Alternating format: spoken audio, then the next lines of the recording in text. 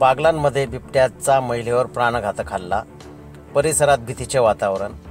बागलाण तालुक्यात बिबट्याच्या हल्ल्याचे सत्र सुरूच असून तालुक्यातील शेवरे गावात मक्याच्या शेतात काम करणाऱ्या एका महिलेवर बिबट्याने प्राणघातक हल्ला करून तिला जखमी केले आहे।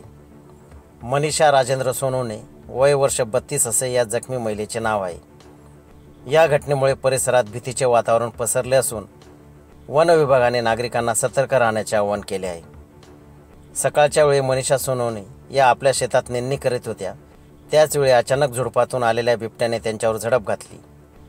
बिबट्याच्या हल्ल्यात त्यांच्या कपाळावर, भुवईजवळ, गालावर आणि हातावर गंभीर जखम्या झाल्या आहेत। महिलेचा आक्रोश ऐकून आजूबाजूचे शेतकरी तात्काळ घटनास्थळी धावून आले आणि त्यांनी आरडाओरड केल्याने बिबट्याने तिथून पळ काढला। हल्ल्याची माहिती मिळताच वन विभागाचे अधिकारी तातडीने घटनास्थळी दाखल झाले। जखमी मनीषा सोनवणे यांना प्रथमतः अंतापूर येथील खासगी रुग्णालयात प्राथमिक उपचार देण्यात आले। त्यानंतर त्यांना ताराबाद येथील प्राथमिक आरोग्य केंद्रात आणि पुढील उपचारासाठी मालेगाव येथील उपजिल्हा रुग्णालयात हलविण्यात आले आहे। सध्या त्यांची प्रकृती स्थिर असून त्यांच्यावर उपचार सुरू आहेत। या घटनेनंतर वन विभागाने परिसरातील गावांमध्ये बिबट्याला पकडण्यासाठी पिंजरे लावण्याचे काम सुरू केले आहे।